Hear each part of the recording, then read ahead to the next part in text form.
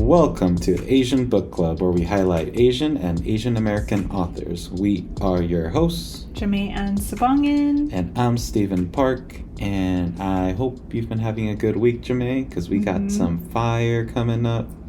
Lots of intensity. First little bit is a topic that I think we both understand may be a little bit sensitive.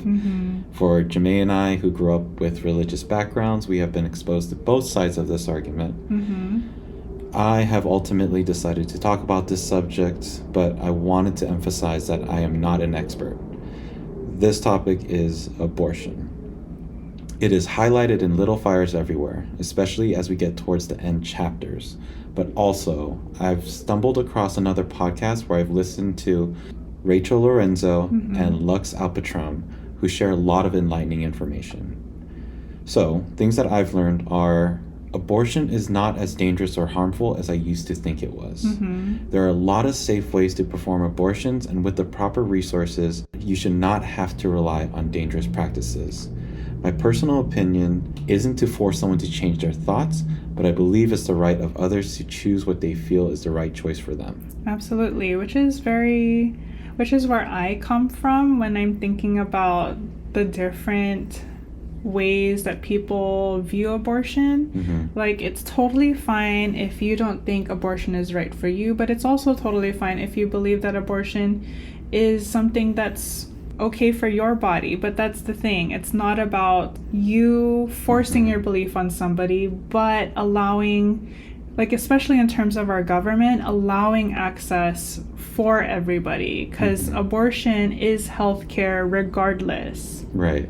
And the other thing I kind of learned was something that I might have known, but really, truly, I don't know if I believed in it until I listened to these women, and that there is no such thing as a right or wrong abortion.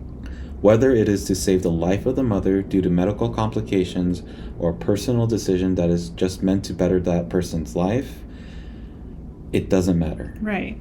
The banning of abortions is not only repealing laws that have been voted on previously, but is also going against the consensus of the American people. Exactly. Not only that, by banning abortions, it has led to physicians being threatened or some other physicians refusing to perform life-saving procedures like emptying the uterus. Yeah, and so something that's been on the mind of so many people is how the repealing of Roe v. Wade has opened up the banning of abortion. So not all states have banned abortions, but many states who have had laws ready for the banning of abortions if Roe v. Wade and when Roe v. Wade was repealed is unfortunately where we're at today. Right.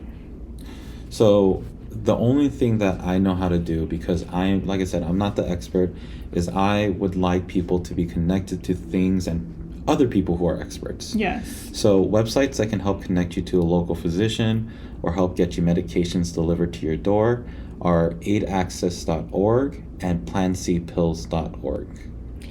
Other resources, if you'd like to anonymously search for support based on your location, the type of abortion you need, and accessibility, is ineedana.com. If you also want to look for abortion funds that are local and grassroots driven, you can find that through the National Network of Abortion Funds, which can be found at abortionfunds.org. Here is where you can find support or seek help from local abortion funds, where they can give you either access or funding to access abortions. And if you're in the Oregon, Washington, Idaho area, our local abortion fund is Northwest Abortion Access Fund. Right. And if you're looking for a website to help guide you through that process, one of the ones are abortionpillinfo.org. If you're caught in the legal system with this process, look up Lawyering Through Reproductive Justice. So overall, this is something that's not new. People of marginalized communities have required these resources for a long time. These have been running organizations that are well practiced and knowledgeable. So it's not something that I can speak well to. It's not something I'm well diverse in, but there are many resources out there that I think if you are someone or know someone that can use these resources and this information, these are places that can maybe even just help start the search. Yes, absolutely. All right. So that was super deep, but so that we can go into a higher vibration. Yes. So that we can go into a higher vibration with a clean feeling. Let's go into our recommendation for the week.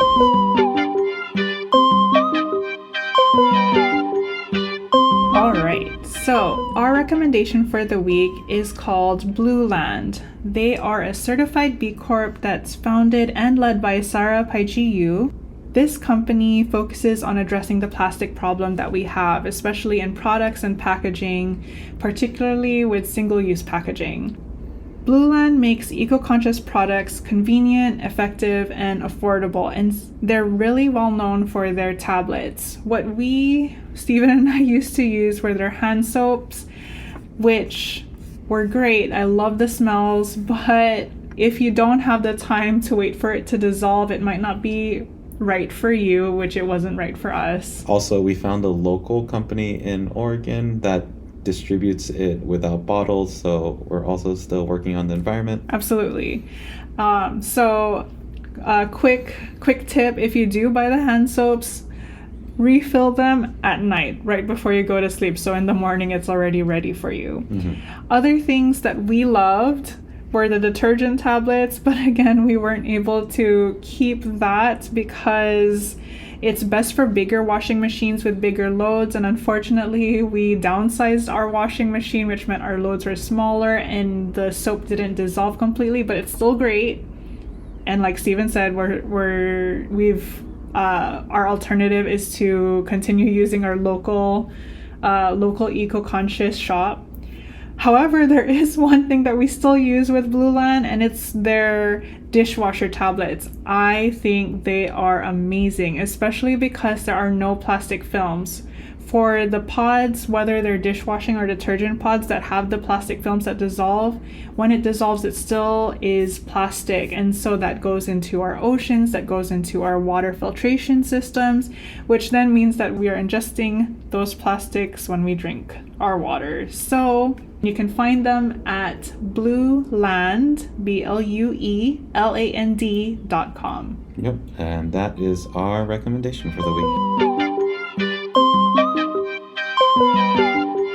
Okay, and so we hit the final part of this book. Yes. Little Fires Everywhere by Celeste Ng. We just finished the last 3 chapters. Yes. Is it 17, 18? 4. The last 4 chapters. 4 chapters, and there is a lot to talk about. So much content. But as a recap, what happened so far is that we learned Mia's life story, from how she started to enjoy photography, into her going to college and finding Pauline Hawthorne, who fostered her artwork, and then finds the Ryans and has that diverging road of whether to give the baby to the Ryans or to keep the baby. And as we know, she still has Pearl. And it also brings us to Lexie recovering from abortion. We learned that the hearing between Bibi Chow and the McCullows for custody over May Ling is a very rough subject for everyone, including the judge. And we've also seen parallels between Bibi and Mia's story in terms of keeping the babies that were born through their bodies versus the Ryans and the McCullows, who are trying to adopt children because they've wanted them for so long but just couldn't have them. Right. So let's talk about Lexie and Mia and the post-abortion, the post-clinic, because one thing that we learned kind of in these last 4 chapters is a shift in a couple of these relationships. Yes, absolutely. So Lexie has gone to Mia. Mia has become this motherly figure to Lexie. Yeah. For caring, for comfort, for guidance. And it's something that I think Lexie has now valued. Not only has it helped her to get past this event in her life, but it's also been something that's changed her perspective on not only her situation, but also it's made her look at BB's situation slightly differently. Yeah, absolutely. And with Mia not only caring for her, she also gave her space, which I think Lexie really needed. And not that we can predict, but I would imagine that if Elena knew about this abortion, she would have a totally different reaction. Yeah. Later, we find out that she does learn about some kind of abortion. Yes, and we'll get to that. Yes. So another thing in this shift in relationship is when Pearl realizes that there's this sense of reversal, and how Pearl feels like Lexie is now Mia's daughter, where in the beginning of the book, it felt as though Mia felt replaced by Elena in becoming Pearl's mother. Yeah, so it's that mirror effect. Right.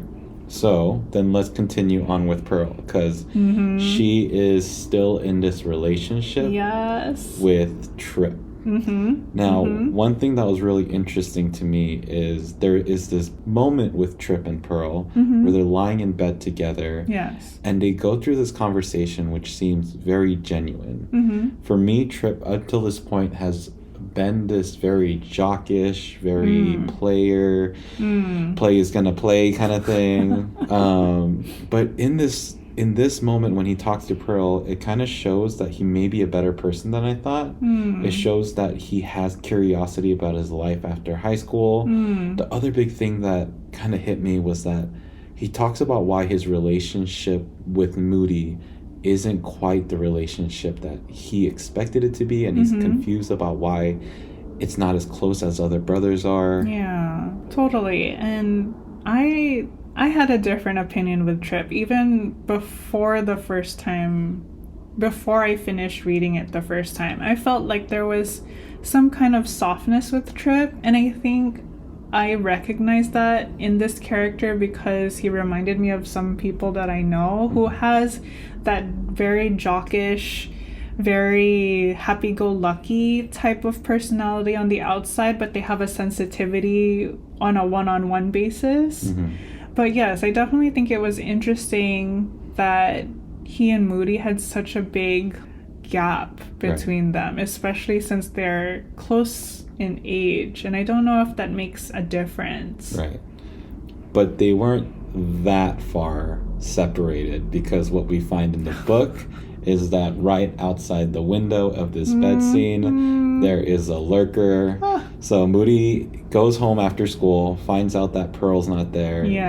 Finds out that Izzy is at home. Right. And that Pearl lied to him, saying that Mia needed her help, but since Izzy's home, who is always there to help, then he puts things together. So let's ride this tornado of feels, and it puts him right in front of the Warrens' house, where Trip and Pearl are engaging in activities.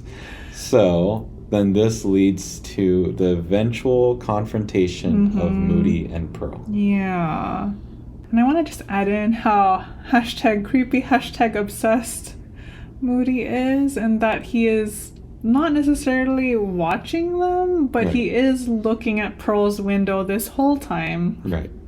And waits for them to come out of the house and leaves when he finds them.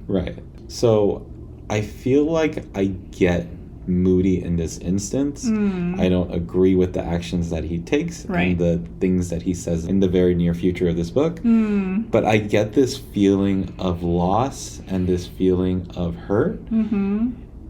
I think for me, and what I feel in Moody, is that sometimes as very young people, we get swept up in our feels, and sometimes when we're in friendships, we take this side of possessiveness and say, hey, like, we've been hanging out a long time, so clearly we're in a relationship, when that's never been Pearl's vibe. Which is a fallacy even in like our youth. Like, I definitely understand where you're coming from, where I would be in a friendship and it felt very giggle. Right. And for those of you who don't recognize the Filipinx term, giggle means like all the lovey-dovey feels. Right. And so I totally understand that feeling of, oh, we're really close. Right. Oh, they look like they like me. Oh, so that means that there's a romantic stake in this relationship. However, that doesn't mean that that's what it is, and that's across the board. Right, because Pearl never established this kind of relationship with Moody. Exactly. So then it is not okay for Right. Moody to then say, I guess you don't mind being the latest of his conquests. I just thought you had more respect for yourself than that. Yuck. I just thought you were smarter than the sluts that agreed to do it with him. No. But it is okay for Pearl to say, I'm not a conquest. You know what? I'm the one that started it with him. Yes, Pearl. Yes. Way to stand up for yourself. So, I mean, once again, I get Moody. That should never be the response. Right. The word slut in any term is just so derogatory and just so unnecessary. Absolutely. But even more than that, the intention behind what he was trying to do, which is hurt her because he felt hurt, was so unnecessary. Right. And this now severs that bond, any relationship that he has with Pearl. Exactly. And I mean, I empathize in feeling betrayed because Pearl lied to him for months. True. So I understand that from a friendship perspective. Right. But like you said, there's never a time where it's okay to slut shame anybody. It's never okay to name call your friends or anybody for that matter. I mean, he's young, but he could have just named his feelings. And he could have done the thing that he did after this without saying all those words. Yeah. Also, wait, no, I take that back. So what he does and what he decides to do is tear up Pearl's notebook, but the way he finds it is by going through her bag. So he does a lot of bad things. Yeah. Invasion of privacy. Yeah. So this eventually comes back to us later, but talking about another relationship that also has changed is Lexie and Brian. Yes. Because this is when Lexie comes back to Brian after going through the abortion. It seems like some time has passed because within this discussion that they have, Brian does mention that he's made a lot of attempts within their relationship to kind of keep it going and giving her space. Right. But what happens with them?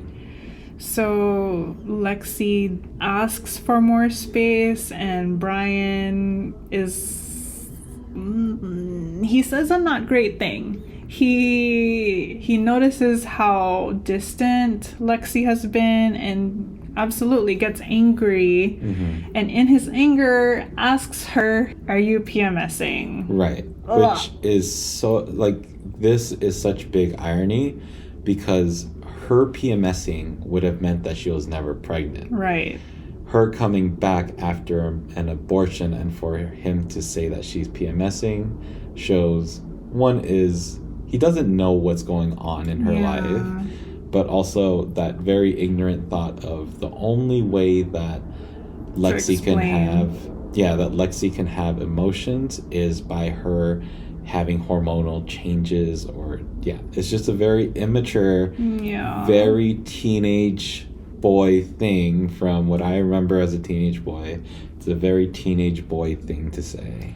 Unfortunately, it's not only teenage boys who make those comments. Right. And like anytime someone uses the "are you PMSing" or "are you on your period" type of jab, I feel is like super immature and just doesn't understand life. So quick recap of the last few things we said.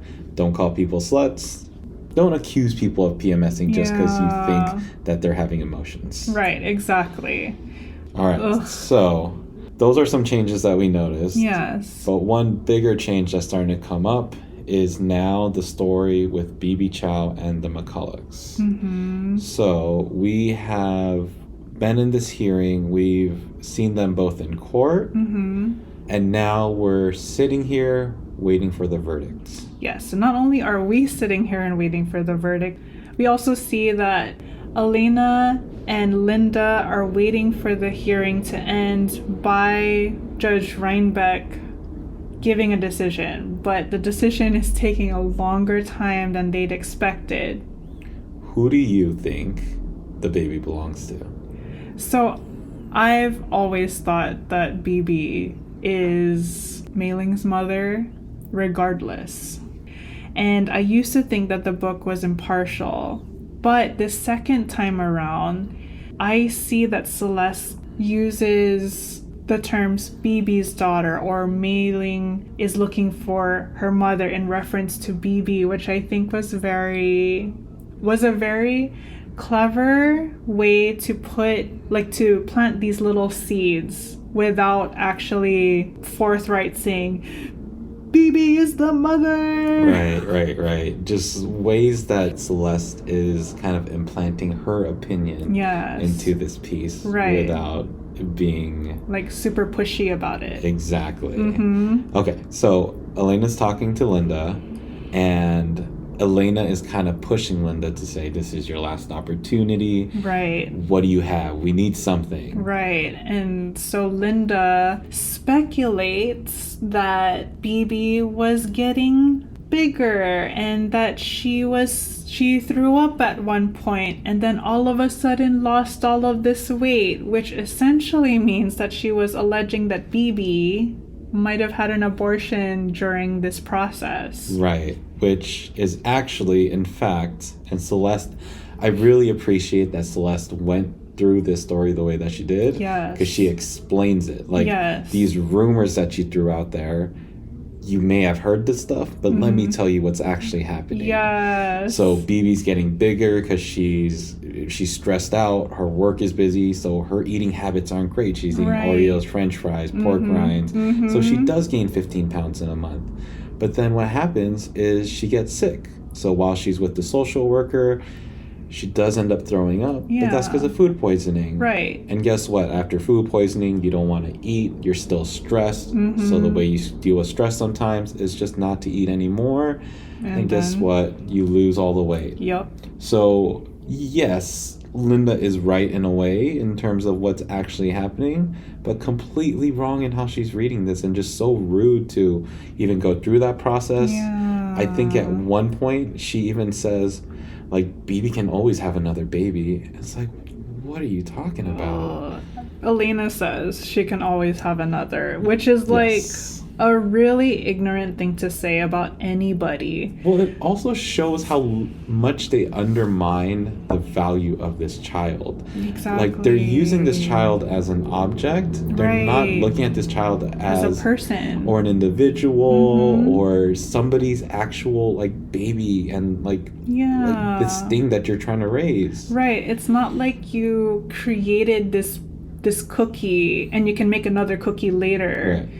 It's May Ling is a person. BB is also a person, and they both have a connection, and they both have emotions and feelings. So these white women rile each other up. And because they're talking about abortions, guess what Elena does? She goes digging. Yes. And how does she dig? Illegally. Yes. So she apparently has this friend, Elizabeth Manuel, who she went to college with, and Elena saved her from her loneliness and her emptiness. And made her a more confident and more forthright person. Which eventually gets her this job as the director of the abortion clinic. Right. And so now Elena calls up, quote unquote, Betsy and is asking her for help to see these files, which is completely illegal. Yes, it goes against HIPAA. HIPAA. Okay. So what she does is she calls up Elizabeth, asks her to go to lunch, and is pretty much being very upfront with the fact that she wants this information. Right. She just wants a peek. You don't even have to be in the room. Yeah. But so one of the first things that I noticed was that Elena doesn't call Elizabeth. She calls her Betsy. Which is her nickname from college when she was first this meek, more humble, more shy person. And by doing that, I feel and I interpret that Elena is trying to bring her back into that spot and saying, hey, remember where you were before I helped you, Betsy? Right. And it's also such a demeaning form is when you not use nicknames as a loving characteristic, but as a way of bringing someone down. Yes. We've seen it in a lot of history. If you remember the depiction of Game of Thrones, you remember Ramsay and his whole thing. Yeah. So nicknames, although can be very loving, very thoughtful, can also be used as a weapon, which is what I think we see here. Yes. The other thing that happens is Elena is clearly using Elizabeth in this situation. She is using the past and how she's been influencing Elizabeth, talking about how she got a husband and a child by trusting me. She got this job by trusting me. And I think what Elizabeth later says is, quote unquote, she has been keeping a running tally. Yes. That's Elena's character. She knows that she's quote unquote helping people, and so by helping them she has these like little tokens of investment, and she hopes to withdraw at a later date, and this for Elizabeth is the withdrawal date. Right. Does Elizabeth give it to her? No, she puts her foot down and says, I'm not gonna do it.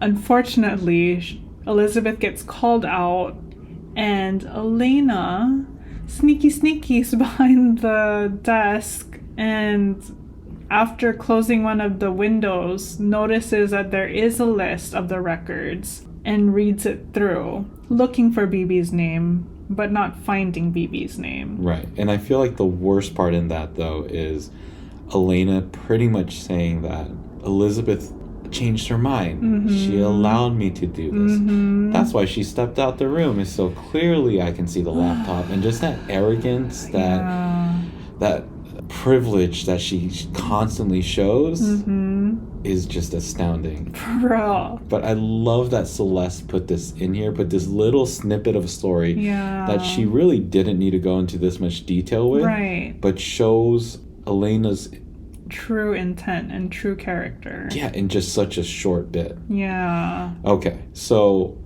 Elena's looking through the list. She doesn't find BB. But instead, she finds Pearl's name. Right.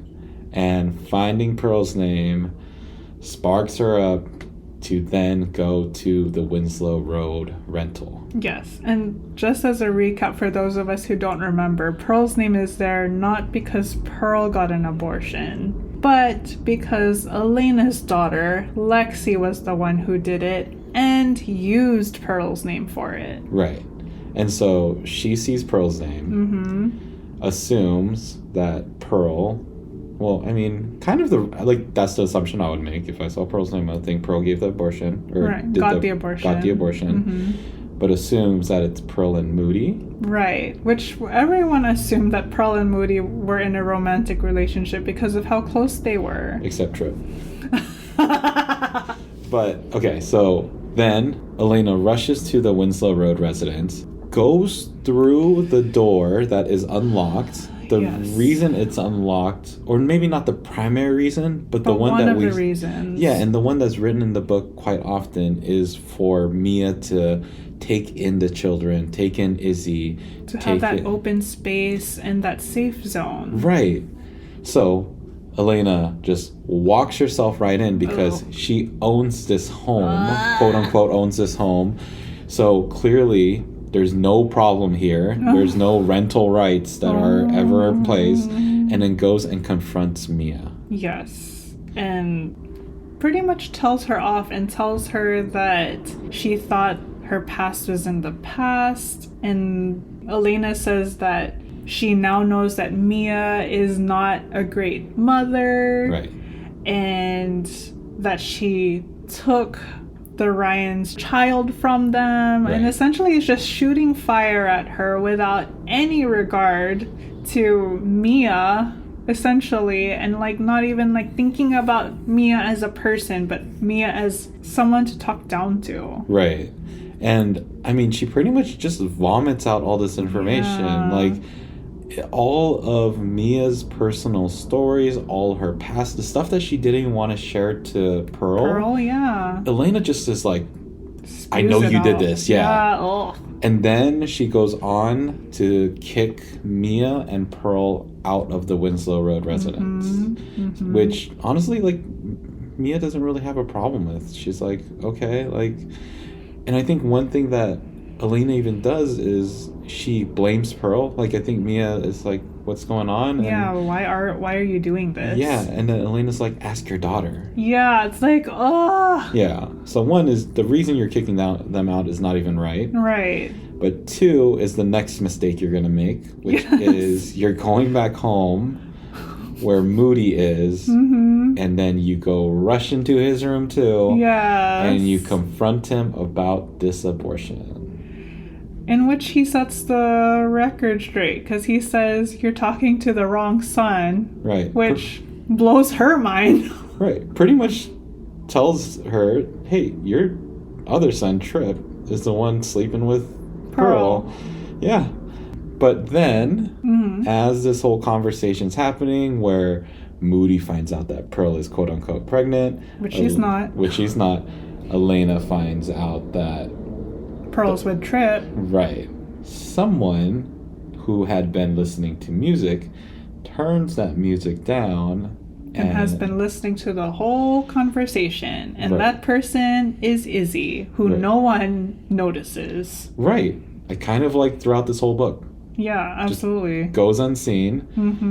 But I don't know. She does something that's a little bit different than how Elena handles every situation. Right. Elena makes conclusions and shoots fire at those conclusions. Right. While instead, Izzy takes the information that she hears and she confirms it with the people that she thinks is part of the situation. Right.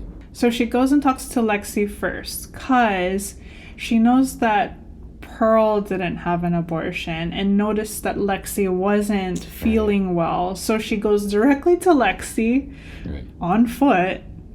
Which is awesome of her. Right. She goes on foot, confronts Lexie, asks her if she has an abortion, gets the confirmation, and then now realizes that Pearl needs to know what's happening. Right. So while all of this is happening, Izzy keeps trying to look for Pearl, keeps missing her, and the reason that she's missing her is because Mia is taking her out of school. Right.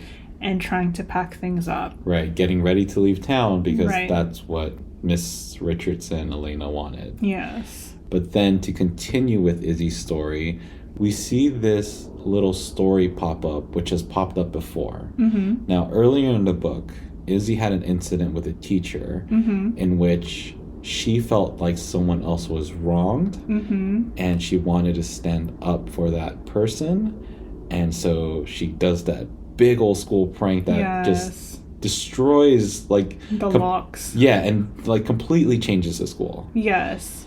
In this scenario, she believes that Mia and Pearl were wronged. She believes that they were treated unfairly the whole time. By her family. By her own family, exactly. Yes. So then she takes matters into her own hands. Yes, and she does this because she remembers two different things from Mia. Right. First, what are you going to do about it? And then second, Mia's parting words to Izzy was talking about how in prairies, sometimes they have to burn everything to start new. Right. So the exact quote is, sometimes you need to start over from scratch and burn everything to the ground. Yes. So, the following morning, thinking that everyone was at their own Saturday activity, in which they were not, Mrs. Richardson was not, but Izzy, thinking that everyone was safe and away from home, pours gasoline in her siblings' bedrooms and lights a fire. Right. So this then brings us back to the front of the book.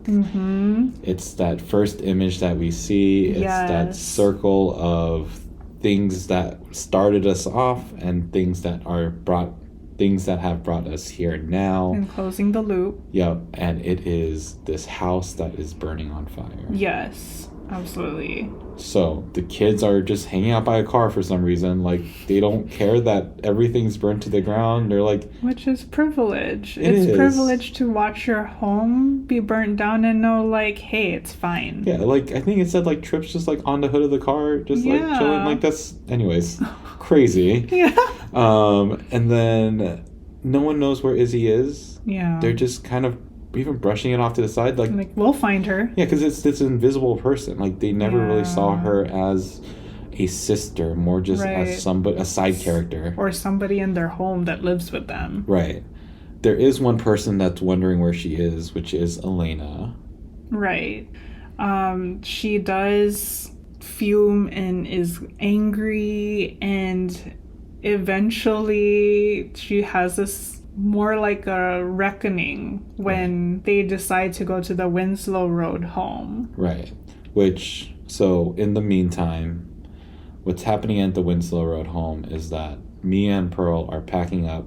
They're getting ready to leave. But as they're doing so, Pearl is trying to understand what is going on, because she was promised by Mia that this would be the place that she stays. Right. She gets into her first ever relationship.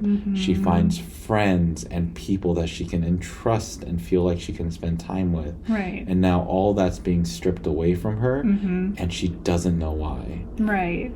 So this then begins that conversation that Mia, I don't know if she has to have with Pearl, but she eventually does, and it's a conversation that Pearl's been long awaiting. Right. And what we see in the story and what we know happens after the story is that Mia gives Pearl enough information, but never the whole story. And it comes in drips and drabs, is what the book says, in which they would pass a yellow house, or they would see children running up a hillside, and Mia would start off with, hey, did I ever tell you about a time, and then talks more about the story. And even if Pearl doesn't get the whole thing, she feels like she gets all the pieces that matter to her. Right. So now Pearl has a better picture of her past. Mia asks Pearl, hey, do you want to go see the Ryans? Pearl's not sure yet. Mia also asks, do you want to go see your grandparents, the Wrights? I think this sets up the story of where they're going, because after this, we really don't hear much about them. Right, we don't follow them. Right, which I love that ending. It leaves something to the imagination. Right. But one thing that's not left to the imagination is this envelope that Mia places on the desk for the Richardsons to find. Exactly. As their parting gift. And it's so juicy because, before we say what the things are, this parting gift is something that, so Pearl asks, hey, isn't this, like, do you want to leave this behind? Right. Like, isn't this belong to you? Right. And Mia says, some pictures belong to the person who took them, and some belong to the person inside them. Right.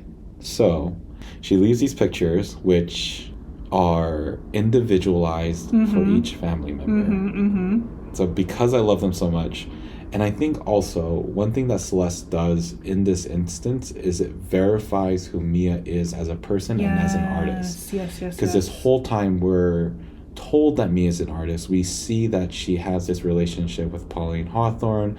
We're told at her brilliance and her prowess and how she's seen by her neighbor. Like all this stuff leads us to believe that her work is really good. Yeah. But we don't really ever see her work.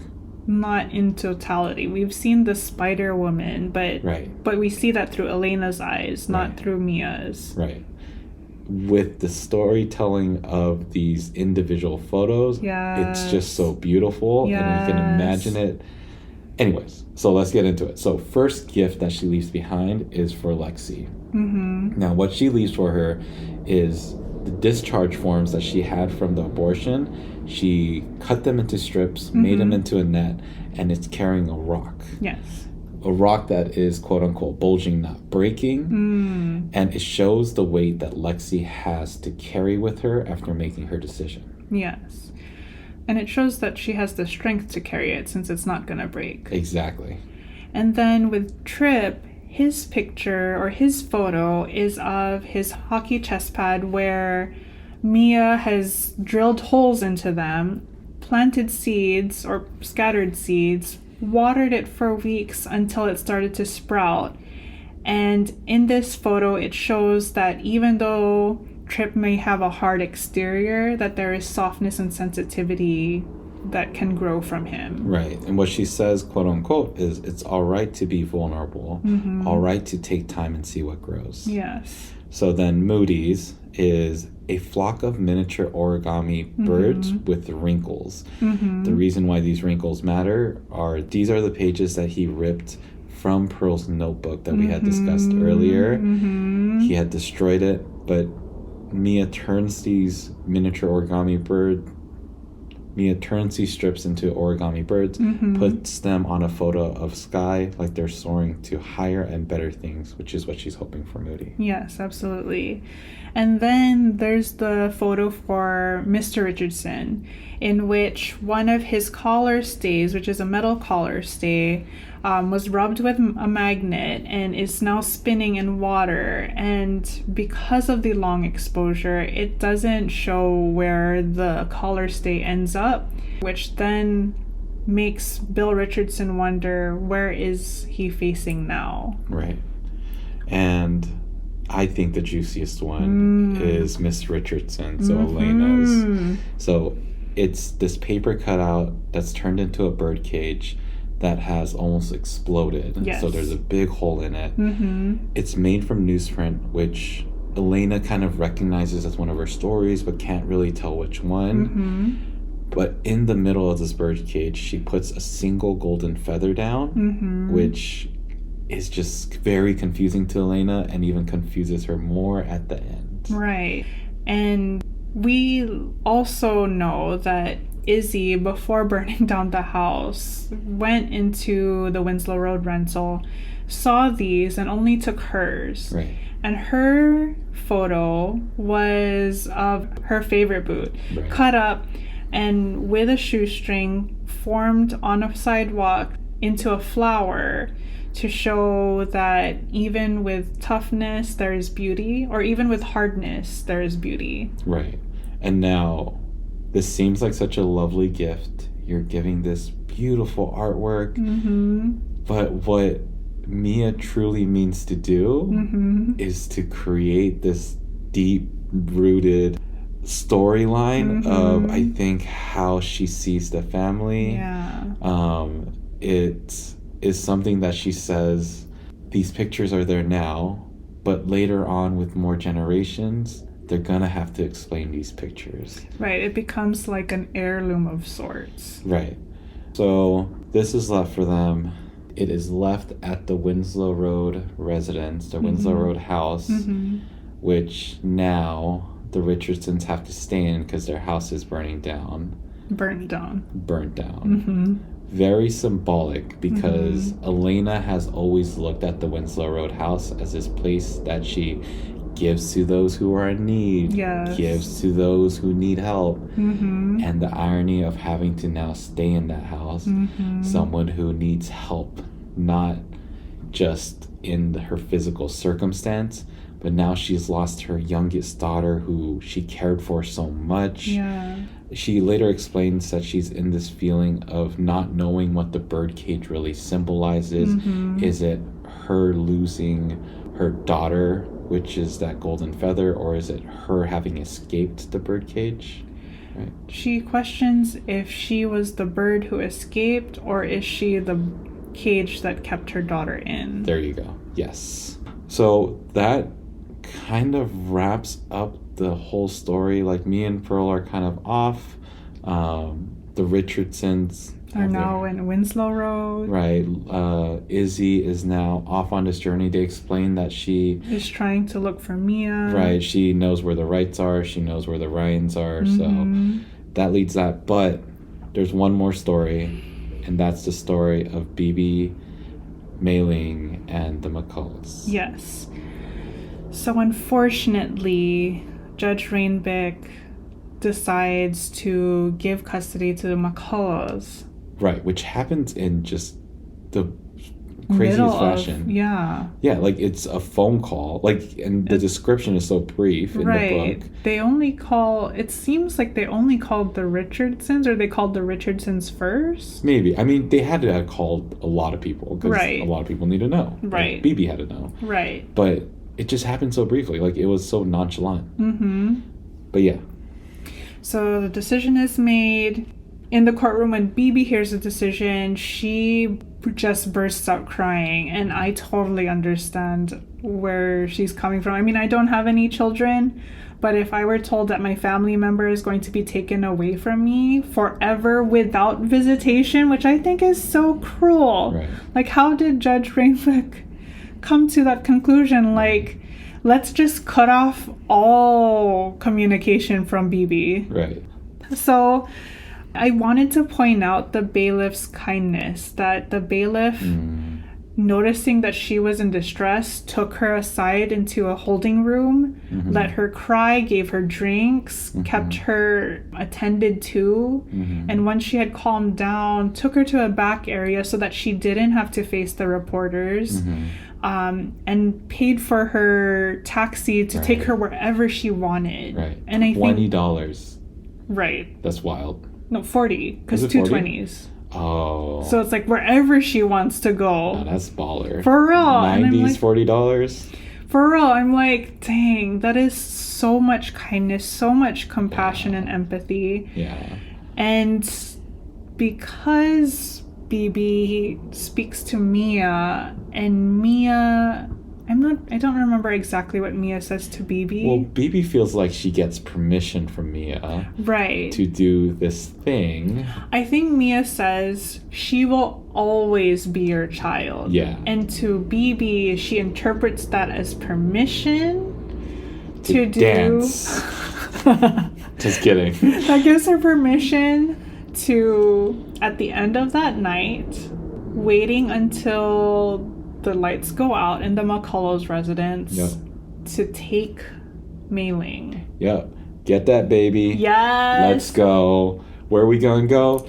Canton, China. Yes. Let's get away from here. For real. Why are we going there? Because the McCulloughs would have to spend their entire life savings just to try to find them, because they ain't gonna find them. Yes. And this is the disappearance of BB. Yes. Which, good for her. For real. We don't know what happens in the end. Another kind of ending that just kind of trails off. Yes. I like to think that great things happen, but that's left up to the reader. Yeah. If you're a terrible person, you think bad things happen to them.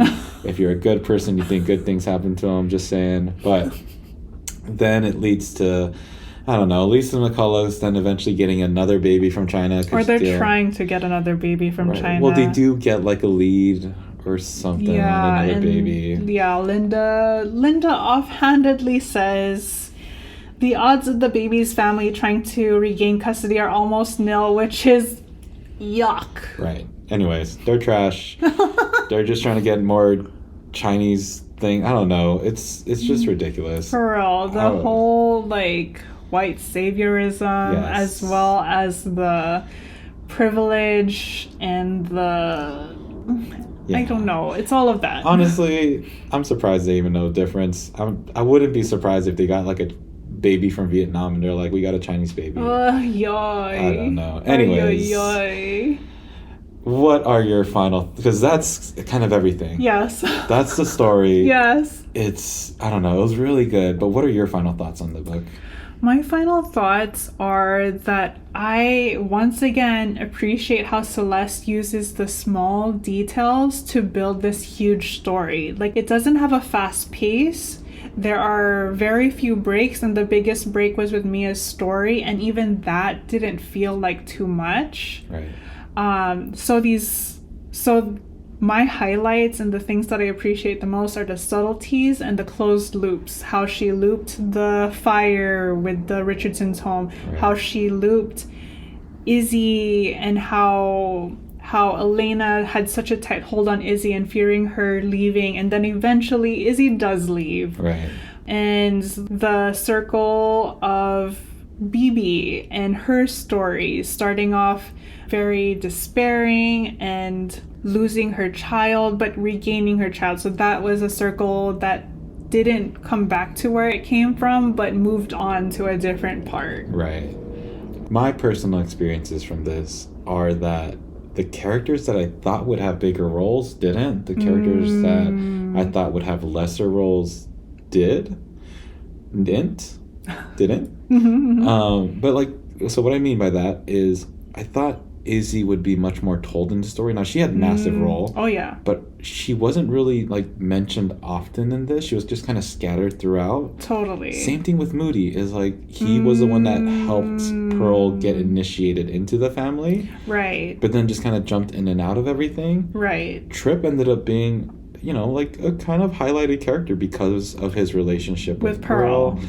And the other big one was Mia. Like, we kept seeing her. We saw her as a background. What we did see was that when she gave those photos, it showed how much she actually knew everything. Yeah, she was more of an omnipresent character almost. Right, and not only that, but to pick up all these items, like the book, the hockey pad, the boot that got thrown away. Like, she was everywhere. Everything all at once, but without being noticed. Like, it was never in the story that, like, there was never a piece where it's like, oh yeah, and then Mia went out to the trash can. No. So I love that bit. Yes. But my highlight for this book is Ed frickin' Lim. He was such a baller character. He was, and he came in for such a short time. Yes. But we know who he is. We know he has a daughter. We understand how he raised his daughter. Like, yes. There was such big moments, and then for him to fight back in the way that he did, absolutely, shows that he struggles living in Ohio as being a person of color. Like, oh, Ed freaking Lim. Yes. Best character in the book for me. Totally. So, would you recommend this book? Absolutely. It is so worth the hype. And I would recommend a second read too. Yeah, I love this book. I'd also recommend it. But the other thing that we might recommend, which is a little surprise, I think we're going to try to do a watch along.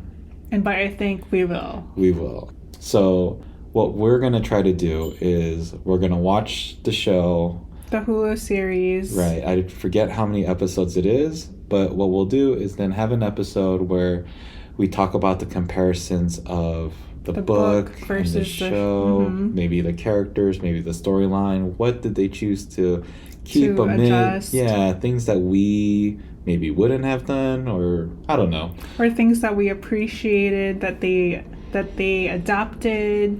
Right. Yeah. So this is the end of Little Fires Everywhere. It's the end of our second book. But we roll on to our third book. And what we're going to do is give you a little insight, a little guidance into what you might expect. And we're going to do that through the hint of jam.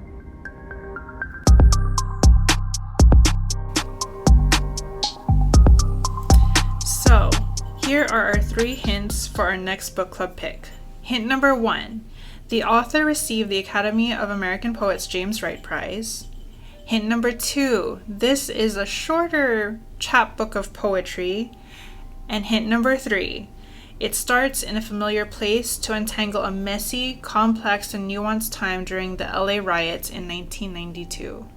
Yeah, and so those are the 3 hints for our next book, which we'll introduce on our next episode.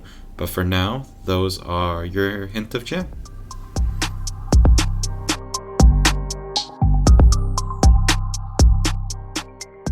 So stick with us. Let us know if you have any questions or comments, and you can do that by emailing us at asianbookclubpod, P-O-D, @gmail.com, or DMing us while our DMs are still open on Instagram at asianbookclubpod, P-O-D. Also, feel free to comment. Make sure to follow. Yes. Make sure to subscribe. Yes. We also have a website. It's asianbookclubpod.com.